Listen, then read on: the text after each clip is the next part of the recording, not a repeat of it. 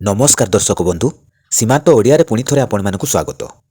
भात हांडी रे कोइला गुंड वर्तमान श्रावण मास आरंभ होइतिबा बेले नियमित व्यवधान रे वर्षा मध्ये होउची। तेणु जानवाहन चलाचल जोगु रास्ताघाट रे सृष्टि हेउतिबा धूली प्रदूषण बहु मात्रा रे ह्रास पाइची। तेबे बड़बिल पौरांचलवासी को श्रावण मासरे भी धूली धुआंरू निस्तार मिली नथिबा अभियोग हेउची।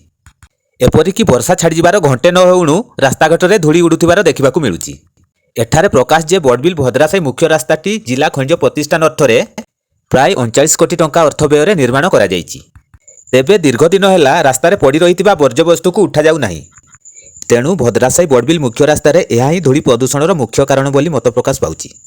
तेणु यही रास्तार प्रतिदिन शह शह संख्यार भारी जान चलाचल जोगु स्थानीय लोके धूली धुआं अणनिश्वासी होई पड़ुथिबा अभियोग होउछि। सेहीपरि बड़बिल नूतन बस टर्मिनाल ठारू बड़बिल रेलवे साइडिंग पर्यंत रास्ताटी दीर्घ दिन है शोचनीय अवस्था पड़ी रही। मात्र जानवाहन चलाचल सुविधा निमंते एहा उपरे कारखानारू बाहरुथिबा कोइला गुंड सबू पकई दिया जायछि। एही रास्ता उपरे प्रतिदिन हजार हजार संख्यार भारी जान चलाचल जोगु सुंदरा बस्ती कलिंगनगर ओ अंजन लाइन हटिंग बासिंदा धूली धुआं जोगु नाही नथिबा असुविधा भोगुथिबा अभियोग होउछि।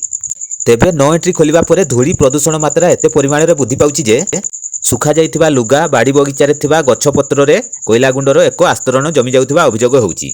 एपरिकी एही कोइला गुंड सब उड़ी आसी अंचलवासी भात हांडी रे पड़ुथिबा अभियोग होउछि।